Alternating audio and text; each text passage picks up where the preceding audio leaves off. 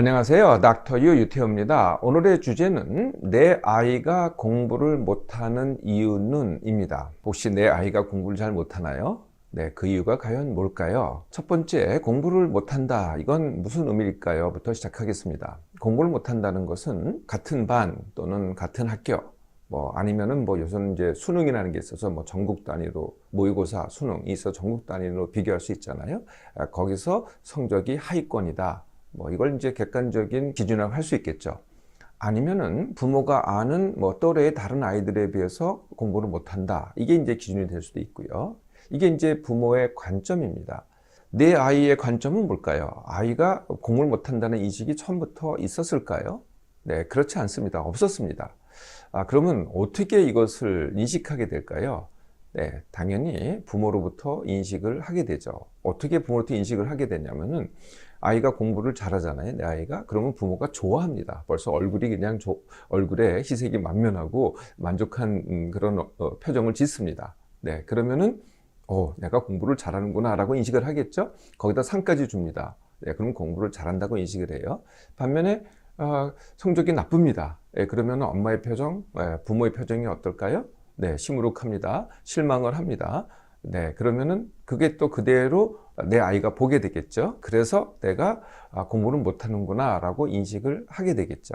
거기다 이제 또 알게 모르게 벌까지 줍니다. 그러면 더 확실하게 인식을 하겠죠. 또 다르게 인식하는 방법이 이겁니다. 비교라는 거거든요. 엄마가 또래의 다른 아이하고 비교를 합니다.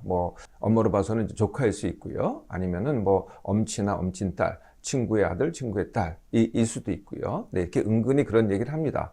자신도 모르게. 그러면은 그걸 통해서 내가 공부를 잘하는구나, 내가 공부를 못하는구나 이렇게 인식하는 것을 배우게 되겠죠.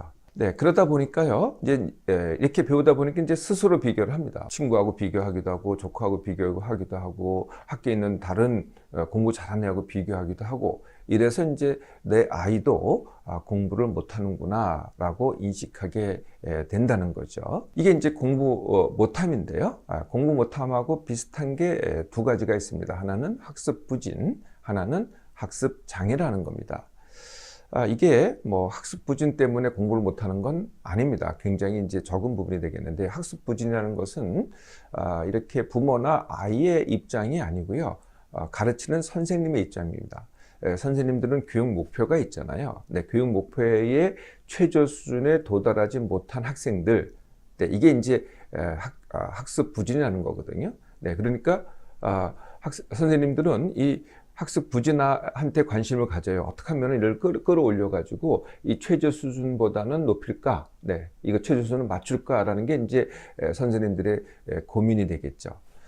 학습 부진은 왜 일어날까요? 학습 부진은 역시 공부 안 하는 게 제일 큰 이유고요. 그 외에 이제 여러 가지 장애가 있습니다. ADHD라든지 정서장애라든지 행동장애라든지 지능장애라든지 신체장애라든지 이런 게 있을 때 이제 학습 부진이 일어나죠. 학습 장애라고 또 굉장히 이제 적은 수긴 하지만 학습 장애라는 게 있습니다. 이거는 다 지능도 좋고 아무런 장애가 없어요. 그런데 언어 발달 과정에서 장애가 일어나는 겁니다. 네, 언어 발달 과정에 장애가 일어나서 난독증, 읽기를 잘 못해요. 난필증, 쓰기를 잘 못해요. 아니면은 난산증, 산수를 잘 못해요. 네, 이렇게 특별한 또 학습 장애가 있기는 합니다. 공부 못함, 학습 부진, 학습 장애. 네, 어떤 게 가장 많을까요? 네, 함께 보도록 하겠습니다. 네, 당연히요. 압도적으로 공부 못하는 게 압도적으로 많죠. 아주 적은 수로 학습 부진이 있고요. 네, 학습 부진이 공부 못하는 것에 일부 원인이 될 수는 있지만은 훨씬 더 많은 다른 이유가 있는 거죠. 공부를 못하는 이유에는. 그리고 학습 장애는 학습 부진의 아주 적은 부분이 되겠습니다. 이렇게 내 아이가 공부를 못합니다. 그 이유는 과연 뭘까요? 부모가 보는 내 아이의 이유, 네, 어떤 게 있을까요? 네, 첫 번째, 노력을 안 한다입니다. 전혀 노력을 안 해요. 두 번째 이유는 게으르다. 게을러서 전혀 안 한다. 세 번째, 놀기만 좋아한다. 네 번째, 스마트폰 중독이다. 다섯 번째, 친구를 잘못 사귀었다. 여섯 번째, 네, 이런 이유를 대시는 분도 있더라고요. 할 줄 아는 게 아무것도 없다. 네, 이런 이유가 부모가 되는 내 아이가 공부를 못하는 이유입니다. 내 아이도 이유를 댑니다. 나름대로. 네, 첫 번째, 공부가 정말 재미없고 싫다. 두 번째, 공부를 하려면은 그 자체가 너무나 고통이다. 세 번째, 아무리 공부를 열심히 하려고 해도 머리에 도대체 들어오지를 않는다. 네 번째, 공부를 잘 못할까봐 이런 이유도 있습니다. 공부를 잘 못할까봐 두렵다, 불안하다. 네, 여기에는 이제 밑바탕에 뭐 부모를 실망시킨다든지 남보다 뒤처진다든지 여기에 대한 또 두려움이 있습니다. 다섯 번째, 부모가 지원을 제대로 안 해준다. 이런 이유를 댑니다. 자, 이렇게 내 아이가 공부를 안 하는 이유, 네, 이게 내 아이만의 이유일까요? 네, 그렇지 않습니다. 사실 더 큰 이유가 있습니다. 더 큰 이유가 뭘까요? 네, 그게 바로 부모입니다. 네, 이걸 한번 같이 보도록 하겠습니다. 아이의 이유가요, 지금 말씀드렸던 아이의 이유는요, 사실은 적은 부분입니다. 전체를 10으로 본다면은요, 2, 그리고 8은 사실은 부모의 이유라는 거죠. 네, 부모가 들으면은 정말 억울하겠죠. 정말 우리나라 부모님들은요, 자녀에게 드리는 정성은요, 세계의 탑입니다. 네, 그래서 정말 총력전을 벌이죠. 올인을 합니다. 뭐 시간이나 노력이나 정성이냐 총력전을 벌이죠. 이런 말이 있죠. 엄마의 정보력, 할아버지의 재력, 뭐 아빠의 무관심. 그래서 총력전을 벌이죠. 이렇게 총력전을 벌이는 또 다른 말이 있습니다. 엄마들 보면은요, 이렇게 엄마들 보면은 뭐 누구라고 안 그러고요, 누구 엄마라 그러죠. 네, 그리고 뭐 중3 엄마, 뭐 고3 엄마. 여긴 이렇게 말을 하는 건 뭘까요? 네, 이 자녀한테 아이를 공부시키기 위해서 총력을 기울인다는 거죠. 실제로 정성과 노력과 시간뿐만이 아닙니다. 비용도 많이 씁니다. 우리 이제 학생 수가 점점 줄어든다는 것은 누구나 다 아는 사실이죠. 그럼에도 불구하고 사교육을 시키는 사교육 비용이 점점 늘어나고 있습니다. 그래서 전국 평균을 보면은요, 자녀 1인당 사교육비가 월 40만 원입니다. 네, 그러니까 상당히 많은 비용을 갖다가 만약에 2명이 있으면 80만 원이 되겠죠. 네, 이게 평균이니까요. 물론 이제 더 많이 지출하는 사람도 있기는, 그런 가정도 있긴 하겠지만은 정말 뭐 전국이니까요, 굉장히 많은 비용을 갖다가 사교육에 씁니다. 이렇게 총력을 기울이는데도 어떤 결과를 초래하게 될까요? 네, 또 한번 같이 보도록 하겠습니다. 그래서 모든 부모들이 공부 잘 시키기를 합니다. 네, 총력을 기울여서 그 결과는 어떻게 될까요? 네, 이렇게 노력을 하는데요. 노력을 이렇게 합니다. 그리고 공부를 잘하는 자녀를 갖기를 원하죠. 그런데 그 공부 잘하는 자녀는 굉장히 소수입니다. 노력은 똑같이 하는데도 불구하고 대부분은 다 제자리죠. 많은 수가. 근데 더 큰 문제가 있습니다. 굉장히 많은 숫자가 오히려 공부를 못한다는 거죠. 노력은 똑같이 해요. 부모가 드리는 시간, 노력, 비용 다 똑같이 합니다. 거의 똑같이 하는데 불구하고 오히려 공부를 못한다는 거죠. 이 공부를 못하는 정도가 아니고요. 이 공부를 못하는 자녀를 중에는요, 정말 병들고 부모 탓하는 자녀가 많습니다. 본인도 힘들지만 부모까지 또 힘들게 하는 거죠. 이렇게 올인하고 시간을 많이 들이고 돈을 많이 들여도 결과가 이렇다는 겁니다. 그 이유가 있지 않겠어요? 네, 이게 아이만의 이유는 아니라는 거죠. 바로 다 부모의 이유라는 거거든요. 네, 부모의 이유를 하나씩 살펴보겠습니다. 가장 큰 이유는 뭘까요? 네, 가장 큰 이유는요, 시켜서입니다. 네, 시킨다는 것은 부모가 알아서 시킨다는 거거든요. 네, 이게 시키려면은요, 이런 전제가 돼야 됩니다. 네, 부모가 하는 말이 있죠. 너는 아직 어려서 아는 내가 시킬 수밖에 없는 거야. 너를 끌어가는 거지. 이게 이제 시켜서입니다. 부모가 시키잖아요. 그럼 아이 입장에서는 둘 중에 하나를 하게 됩니다. 시키는 대로 하던가 아니면은 시키는 것을 안 하던가. 네, 시키는 것을 안 하면 부모 입장에서는 뭐라 그래요? 말을 안 듣는다, 반항한다 이렇게 얘기를 하죠.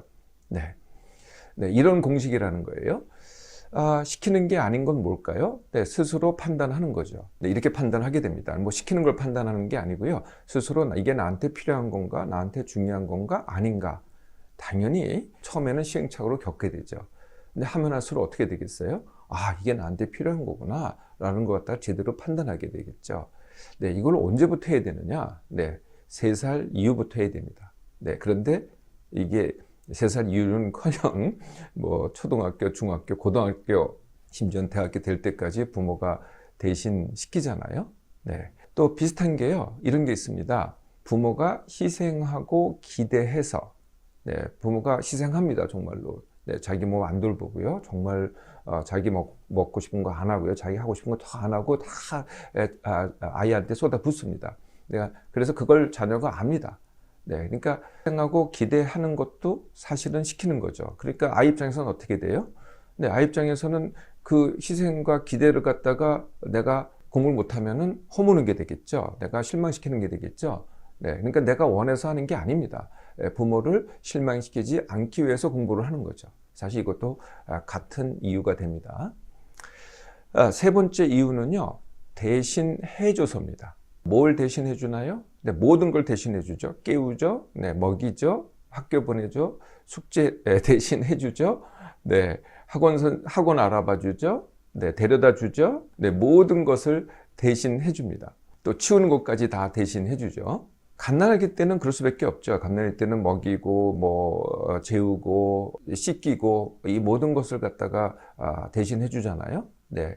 그런데 이것을 커서도 똑같이 한다는 거예요. 그대로 지속한다는 겁니다.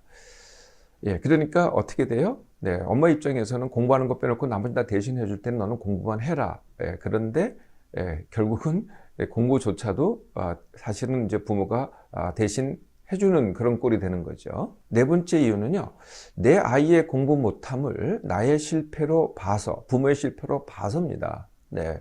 그래서 이건 이제 남자와 여자가 좀 다를 수가 있는데요. 동창회를 누가 나갔냐 보면 알 수 있습니다. 남자들이 동창회 나가는 것은, 네, 사회적으로 성공을 해서죠. 네.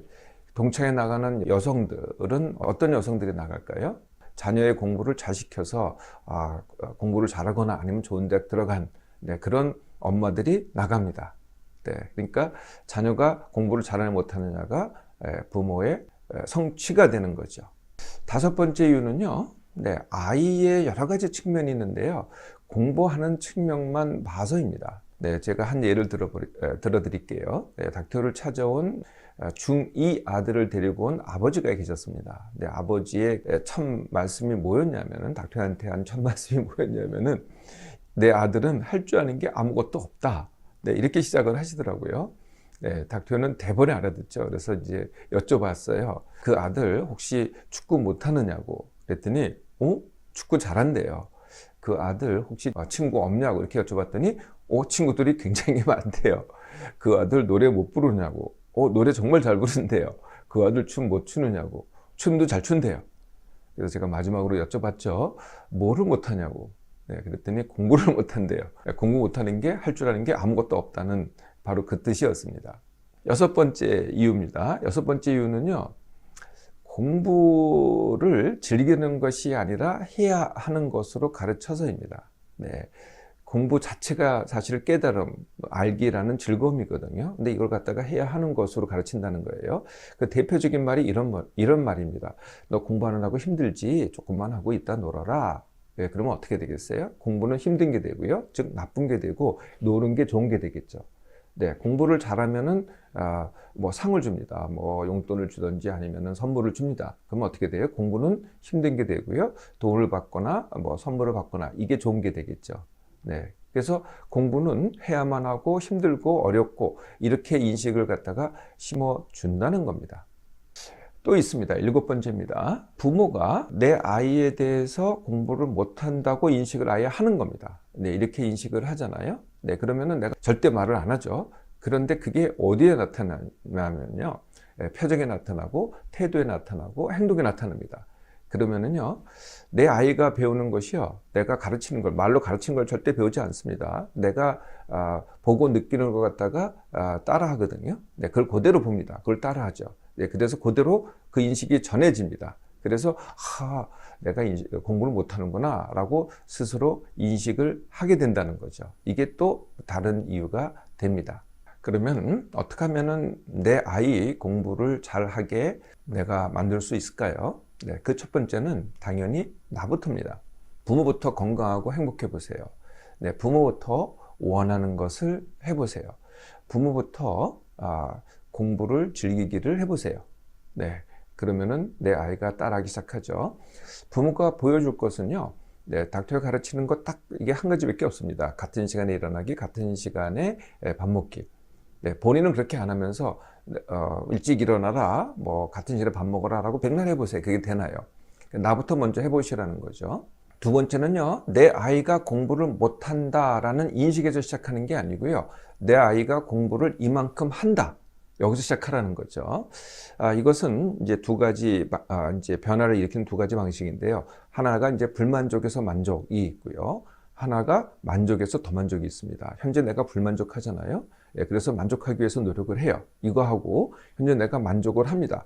그런데 내가 더 만족하려고 해. 이거하고의 두 가지 방법의 차이거든요. 어떨 것 같아요? 만족에서 더 만족이 훨씬 하기도 쉽고 결과도 좋습니다. 세 번째는요, 사랑하되 스스로 하게 하기입니다. 네, 사랑하되 스스로 하게 하기, 대신해 주기가 아니죠. 네, 그래서 이제 3살이 넘어가잖아요. 네, 그러면 아무리 내 뱃속에서 나오고 내가 유전자를 반을 줬다고 하더라도 한 사람입니다. 내가 아니고 어린애가 아니고요, 한 사람입니다. 그러니까 3살부터는요, 한 사람으로 봐야 된다는 거죠. 그래서 당연히 기회는 부모가 줘야 됩니다. 네, 그걸 갖다 처음부터 차지할 수는 없을 테니까요. 기회를 주고 선택은 당연히 내 아이가 하게 하는 거죠. 네, 처음에는 당연히 잘 못합니다. 그리고 뭔지도 모릅니다. 잘 못하고 뭔지도 모르고 시행착오도 겪고 당연한 거죠. 그런데요, 자꾸 선택을 주면 줄수록 스스로 판단하기 시작해요. 이게 나한테 필요한 거구나. 그 시행착오를 겪어가면서 아니구나를 판단하게 되는 거죠. 끝까지 해야 되는 거구나, 아니면 하다 마는 것이구나, 이걸 갖다가 스스로 판단하게 됩니다. 즉 선택 능력을 갖게 되는 거죠. 그리고요, 부모가 스스로 했듯이 같은 시간에 일어나기, 같은 시간에 밥 먹기, 요거만 강조하면 됩니다. 다른 거 우리가 이제 부모들이 많은 걸 이런 걸 합니다. 뭐 좋은 습관 길들이기. 네, 이거 정말 자꾸 이렇게 가르치려고 해보세요. 오히려 더 반대로 나갑니다. 그냥 내가 하는 것만 그대로 보여주고 그것만 강조하면 된다는 거죠.